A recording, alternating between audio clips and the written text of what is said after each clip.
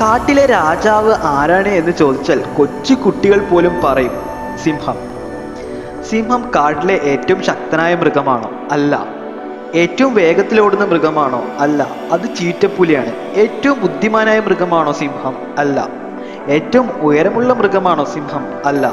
എന്നിട്ടും കാട്ടിലെ രാജാവ് എന്നറിയപ്പെടുന്നത് സിംഹമാണ്. ഈ പറഞ്ഞ മൃഗങ്ങളെയെല്ലാം സിംഹത്തെ കാണുമ്പോൾ ഭയന്നോടുന്നു. എന്തുകൊണ്ട്? Attitude, the real attitude. അവനേക്കാളും 10 മടങ്ങ് വലിപ്പമുള്ള ആനയെ മുട്ടിടിപ്പിക്കുന്ന ആറ്റിറ്റ്യൂഡ്. സിംഹം നയിക്കുകയാണ് ചെയ്യുന്നത്. സിംഹത്തിന് ഇവരെയൊന്നും ഭയമില്ല. സിംഹത്തിൻ്റെ മനസ്സിൽ താനാണ് ഏറ്റവും ശക്തൻ. ഏത് പ്രതിസന്ധികളെയും നേരിടാനുള്ള ചങ്കൂറ്റം. ഒരു കാര്യം മനസ്സിലുറപ്പിച്ചാൽ അത് മാത്രമായിരിക്കും അവൻ്റെ കണ്ണിൽ. ശരീരത്തേക്കാൾ ശക്തി അവൻ്റെ മനസ്സിലാണ്. ഈ ഒരു മനോഭാവമാണ് അവനെ രാജാവാക്കുന്നത്. നിങ്ങൾക്ക് നിങ്ങളെക്കുറിച്ചുള്ള മനോഭാവമാണ് നിങ്ങളുടെ ആറ്റിറ്റ്യൂഡ്. ഇതുപോലെ നിങ്ങളും നിങ്ങളുടെ ലൈഫിൽ ഒരു ഓപ്ഷൻ അല്ലാതാവണം. നിങ്ങളെ റീപ്ലേസ് ചെയ്യാൻ മറ്റൊരാൾക്ക് കഴിയരുത്. എപ്പോഴും നിങ്ങൾക്ക് വേണ്ടി ഒരു സ്പേസ് മറ്റുള്ളവരുടെ ഇടയിൽ ഉണ്ടാക്കിയെടുക്കുക. അങ്ങനെ ഉണ്ടാവണം. ഒരാൾക്ക് പകരം നിങ്ങളാവാതിരിക്കുക.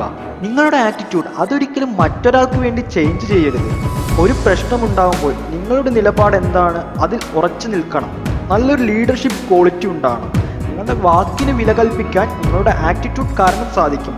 ചിലപ്പോൾ നിങ്ങളുടെ ആറ്റിറ്റ്യൂഡ് കാരണം ഈ സൊസൈറ്റി, നിങ്ങളുടെ ഫാമിലി, നിങ്ങളുടെ ഫ്രണ്ട്സ് പോലും നിങ്ങളെ ഒറ്റപ്പെടുത്തിയേക്കാം. ഒരിക്കലും ഇവിടെ തളരരുത്. നിങ്ങൾ നോക്കേണ്ടത് നിങ്ങളുടെ ചുറ്റുമുള്ള പ്രശ്നങ്ങളോ നിങ്ങളുടെ സാഹചര്യമോ നിങ്ങളുടെ പ്രതിസന്ധികളോ അല്ല. മറിച്ച് നിങ്ങളുടെ ഫോക്കസ്, നിങ്ങളുടെ ടാർഗറ്റ്, നിങ്ങളുടെ ലക്ഷ്യം എന്താണോ അത് മാത്രമായിരിക്കണം.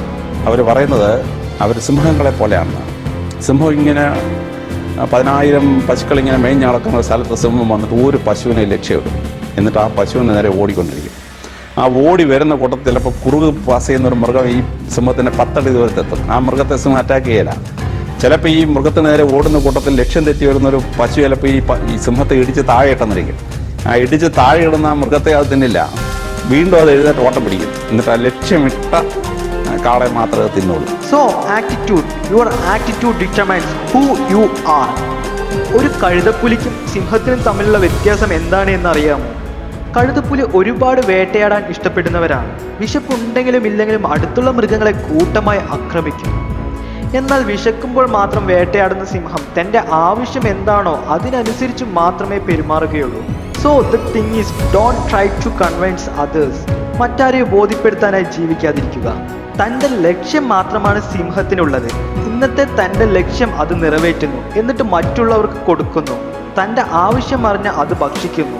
മറ്റുള്ളവർ വേട്ടയാടിയത് അത് ഭക്ഷിക്കാറില്ല.